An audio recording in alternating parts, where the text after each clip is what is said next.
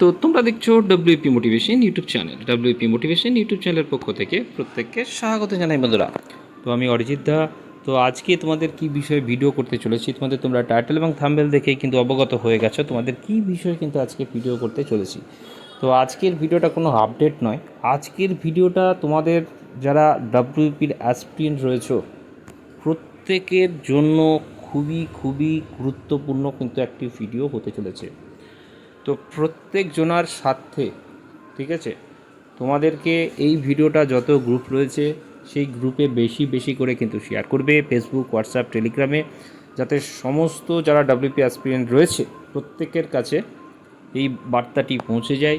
এবং আমি রিকোয়েস্ট করব যত শিক্ষক মণ্ডলীরা রয়েছেন এবং যে সমস্ত ডব্লিউপি অ্যাসপিরেন্ট যারা এই সম্পর্কিত, অর্থাৎ যাদের ইউটিউব কন্টেন্ট দেন এবং যারা এই নিয়ে আলোকপাত করে আর কি, তো প্রত্যেকের কাছে এটা রিকোয়েস্ট করব যে তোমরা বেশি বেশি করে কিন্তু এই টপিকের ওপর একটি করে ভিডিও প্রোভাইড করবে এবং প্রত্যেককে রিকোয়েস্ট করবে এই ভিডিওগুলো বেশি বেশি করে কিন্তু শেয়ার করতে, ঠিক আছে? তাহলে কি হবে, সমগ্র প্রার্থীদের কাছে এই যে আন্দোলনের কথা যেটা নিয়ে আমরা ভিডিও করতে চলেছি সেটা নিয়ে আরও বেশি করে কিন্তু প্রচার হবে, ঠিক আছে? তো চলো কথা না বাড়িয়ে আমরা শুরু করি।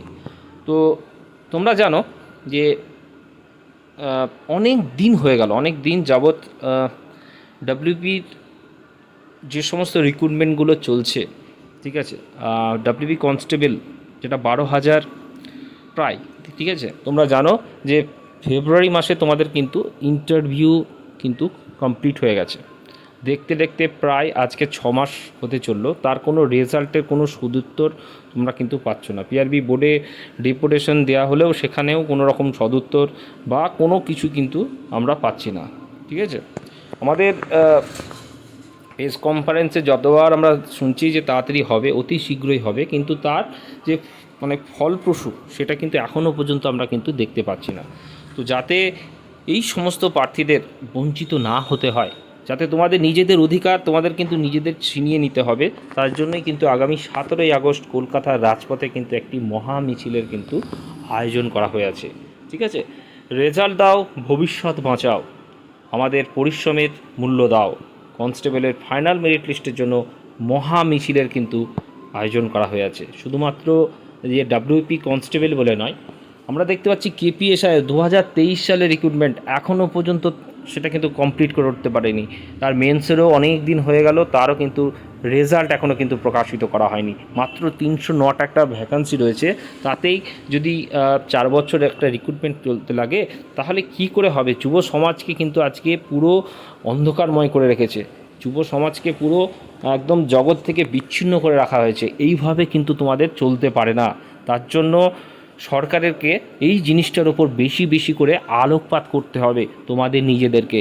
এইভাবেই তোমাদেরকে কি করতে হবে, সমস্তকে একসাথে ঐক্য করে তোমাদেরকে কিন্তু কলকাতা রাজপথে আগামী 17ই আগস্ট কিন্তু সকলকে ওই দিনকে জমায়েত হতে হবে। তো আমরা ভিক্ষা চাই না, আমাদের অধিকার চাই। তো অবশ্যই আমরা দেখছি এখন সরকারের দিক থেকে শুধু আমরা ভাতারই কথা দেখতে পাচ্ছি, তাই না? কিন্তু যে রিক্রুটমেন্টের যে রেজাল্ট, যেটা সব থেকে বেশি মাত্রায় প্রয়োজন, সেটা নিয়ে কিন্তু এখনও পর্যন্ত কিন্তু আলোচিত হচ্ছে না, তাই না? পরীক্ষা নিয়েছি আমরা, মূল্যায়নটা কই? অবশ্যই নিজেদের যে পরীক্ষা দিয়েছে তার যদি রেজাল্টই প্রকাশিত না হয় তাহলে কী করে তার জয়েনিং করানো হবে, তাই না? হাজারো পরিবার স্বপ্ন আর কতদিন অপেক্ষা। এই যে 12,000 ক্যান্ডিডেট রয়েছে কনস্টেবলের জন্য, ঠিক আছে, ডাব্লিউপি এসআইয়ে যদি আমরা দেখি তারও অনেক দিন হয়ে গেল, তারও কিন্তু কোনো রকম রেজাল্টের সদুত্তর পাওয়া যাচ্ছে না। ইনফ্যাক্ট কোনো রিক্রুটমেন্টেরই কিন্তু কোনো রকম সদুত্তর পাওয়া যাচ্ছে না। পিএসসিরও যদি আমরা দেখি, পিএসসিরও কিন্তু রিক্রুটমেন্টের কিন্তু রেজাল্ট পাবলিশ হচ্ছে না, তাই না? শুধু ওবিসির বাহানা দিয়ে পরপর আমাদের কাছে চলে যাচ্ছে, কিন্তু কোনো সদুত্তর কিন্তু অফিসিয়ালিভাবে আমাদের কাছ থেকে কিন্তু আসছে না। তো এইভাবে আর চলতে পারে না। তোমাদের নিজেদের হকের জিনিস তোমাদেরকে কিন্তু নিজেদেরকেই বুঝিয়ে দিতে হবে। এইভাবে যত তোমরা সহ্য করবে তত কিন্তু দিনের পর দিন কিন্তু চলে যাবে। কারণ সত্যি এই যে এইভাবে কারোর দিন চলে না, তাই না?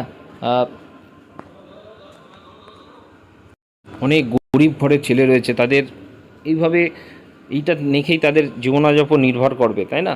তো সত্যি এভাবে ফেলে রাখা কারোরই সম্ভব নয়, এভাবে ফেলে রাখাও যায় না, এইভাবে দেখাও যায় না এই পরিস্থিতি। যা হবে বেকার যে জ্বালা, যারা বেকার তারাই এই মর্মগুলো সত্যিই বুঝবে। তো এইভাবে আর মানে ফেলে রাখতে নেই। প্রত্যেককে রিকোয়েস্ট করব, প্রত্যেককে এটাই বলবো, আগামী 17ই আগস্ট কলকাতার রাজপথ কিন্তু তোমাদেরকে কাঁপিয়ে দিতে হবে। শিয়ালদা থেকে ধর্মতলা, ঠিক আছে? তোমাদেরকে কিন্তু একটা যে শান্তিপূর্ণ মহা মিছিল আয়োজন করেছে, সেই মহা মিছিলে কিন্তু প্রত্যেককে কিন্তু যোগদান করতে হবে। শুধুমাত্র ছেলেদের উদ্দেশ্যে আমি বলছি এমনটা নয়, আমাদের মহিলা যারা বোনগুলো রয়েছে তোমাদেরকেও কিন্তু এই আন্দোলনে, অর্থাৎ এই যে মহা মিছিল যেটা তোমাদের হচ্ছে শান্তিপূর্ণ মহা মিছিল, সেখানে প্রত্যেককে তোমাদেরকে কিন্তু আকবারই আসতে হবে, কারণ তোমাদেরও কিন্তু ভ্যাকান্সি রয়েছে। এমন নয় যে ছেলেরাই চাকরি করবে মেয়েরা করবে না, এমন কিন্তু নয়। কারণ মহিলা কনস্টেবলেরও কিন্তু এখানে ভ্যাকান্সি কিন্তু রয়েছে, এসআইদের জন্যও রয়েছে। কেপি কনস্টেবলদের প্রার্থীদেরকেও বলবো তোমরাও কিন্তু পিছিয়ে থেকো না, কারণ কেপি কনস্টেবলেও তোমাদের কিন্তু অনেক পূর্ণ রিক্রুটমেন্ট, তোমাদেরও কিন্তু প্রিলি রেজাল্ট কিন্তু এখনও পর্যন্ত পাবলিশ হয়নি, তাই না? এইভাবে তোমাদেরও কিন্তু চলতে পারে না, এরপরে এখনও মেন্স রয়েছে, ইন্টারভিউ রয়েছে, তাহলে কবে জয়েন করবে? এখন যদি রেজাল্টই না প্রকাশিত হয় তাহলে আর কতদিন এইভাবে তোমরা থাকবে, তাই না? তো সমস্ত ডাব্লিউপি তারা কনস্টেবল হোক বা এসআই হোক বা কেপি হোক, প্রত্যেকের প্রতি একটাই রিকোয়েস্ট, আগামী 17ই আগস্ট প্রত্যেককেই দল বেঁধে কিন্তু তোমাদেরকে কিন্তু যোগদান করতে হবে।